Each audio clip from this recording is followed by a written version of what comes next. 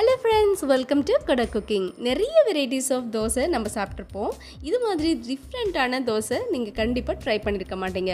சுரைக்காய் யூஸ் பண்ணி ஒரு சூப்பர் கிறிஸ்பியான தோசை செய்ய போறோம். சுரைக்காய் வச்சு நிறைய ரெசிபீஸ் நம்ம ட்ரை பண்ணுவோம். ஆனா தோசை பணியாரம்லாம் சாப்பிட்டிருக்கீங்களா? சூப்பரா இருக்கும். சுரைக்காய் யூஸ் பண்ணி கிறிஸ்பியான தோசை பணியாரம் எப்படி செய்யறதுன்னு பார்க்கலாம். அதுக்கு முன்னாடி நம்ம சேனலை சப்ஸ்கிரைப் பண்ணலனா சப்ஸ்கிரைப் பண்ணிக்கோங்க ப்ளீஸ். ஒரு பவுல்ல 1 கப் நார்மல் இட்லி அரிசி எடுத்திருக்கேன். 1/4 கப் உளுந்து எடுத்திருக்கேன்.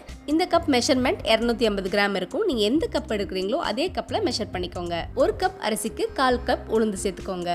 கூடவே 1/4 ஸ்பூன் வெந்தயம் சேர்த்துக்கோங்க. கூடவே 2 ஸ்பூன் கடலைப்பருப்பு சேர்த்துக்கோங்க. தோசை நல்லாவே கிறிஸ்பியாக வரும், நல்ல கலராகவும் வரும், நல்ல டேஸ்டியாகவும் இருக்கும். இது எல்லாமே சேர்த்து தண்ணியில் வாஷ் பண்ணிவிட்டு ஊற வச்சுக்கோங்க. 2 மணி நேரம் இது எல்லாமே நல்லா ஊறட்டும். இப்போ அரிசி உளுந்து பருப்பு எல்லாமே நல்லா ஊறிடுச்சு. இப்போ நம்ம சுரைக்காவை ரெடி பண்ணிடலாம். நான் பெரிய சைஸ் சுரைக்காய் எடுத்திருக்கேன். இதில் பாதி சுரைக்காய் மட்டும்தான் நான் போட போகிறேன். நல்லா பிஞ்சாக இருக்க சுரைக்காவை யூஸ் பண்ணிங்க. இதை க்ளீன் பண்ணிவிட்டு தோலெல்லாம் சீவிட்டு கட் பண்ணி எடுத்துக்கோங்க. இப்போ மிக்ஸி ஜாரில் ஊற வச்ச அரிசி பருப்பெல்லாம் சேர்த்துடலாம். சுரைக்காவை தோலெலாம் நீக்கிட்டு இது மாதிரி கட் பண்ணி எடுத்துக்கோங்க. நான் பாதி சுரைக்காய் மட்டும்தான் போட போகிறேன். இந்த அரிசி கூடவே நம்ம மிக்ஸி ஜாரில் இதையும் கூட சேர்த்துக்கலாம். நீங்கள் இட்லி மாவுக்கு எப்படி கொஞ்சம் கொரப்பாக அரைப்பீங்களோ அதே மாதிரி நீங்கள் அரைச்சி எடுத்துக்கோங்க. இது மாதிரி இருக்கட்டும். இப்போ இதை ஒரு பவுலில் ட்ரான்ஸ்ஃபர் பண்ணிவிட்டு தேவையான உப்பு சேர்த்துக்கலாம். நல்லா கலந்து விட்டுக்கோங்க. சுரைக்காய் யூஸ் பண்ணியிருக்கனால மாவு ஒரு மாதிரி ஆயிருமா அப்படின்னு நீங்கள் நினைக்கவே வேண்டாம். எப்பவும் போல் நீங்கள் தோசை மாவு பண்ண மாதிரியே இது இருக்கும். இப்போ மூடி வச்சுட்டு 5லேருந்து 6 மணி நேரம் இது புளிக்கட்டும். இட்லி தோசை மாவுக்கு மாதிரி நீங்கள் 8 மணி நேரம் புளிக்க வைக்கணும்னு அவசியம் இல்லை. இப்போ பாருங்கள், மாவு ஓரளவுக்கு நல்லாவே புளிச்சு வந்துருச்சு.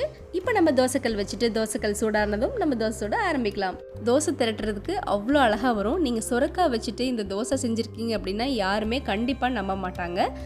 அரிசி உளுந்து கூடவே நீங்கள் கடலைப்பருப்பு சேர்த்து அரைச்சிருக்கனால தோசை நல்லா ஹோட்டலில் எப்படி கிறிஸ்பியாக உங்களுக்கு ப்ரௌனிஷாக வருமோ அதே மாதிரி உங்களுக்கு வரும். பாருங்கள் எவ்வளோ கிறிஸ்பியாக வந்திருக்கு. நீங்கள் நார்மலாக இட்லி தோசை மாவு செய்யும் போதும் நீங்கள் கடலைப்பருப்பு சேர்த்து நீங்கள் அரைக்கலாம். அதே மாதிரி பணியாரம் செஞ்சு பாருங்கள், அவ்வளோ ருசியாக இருக்கும், ரொம்பவே டேஸ்டியாக இருக்கும். இது கூடவே வெங்காயம் மிளகாலாம் தாளித்து போட்டு நீங்கள் பணியாரம் சுடும் போது ரொம்ப கிறிஸ்பியாக வரும். மாவு அரைக்கும் போது கொஞ்சம் கொரப்பாக அரைச்சிக்கோங்க. ஸோ அப்போ வந்து உங்களுக்கு ரொம்பவே கிறிஸ்பியாக சூப்பராக இருக்கும். பாருங்கள், உங்களுக்கு பார்க்குறப்பே தெரியுது. இது மாதிரி சுரைக்காய் யூஸ் பண்ணி போது உடம்புக்கு ரொம்ப ஆரோக்கியமா இருக்கும், டிஃப்ரெண்டா சாப்பிட்ட மாதிரியும் இருக்கும். இதுக்கு ஒரு சூப்பரான கடலை சட்னி வச்சு நான் சாப்பிட போறேன்.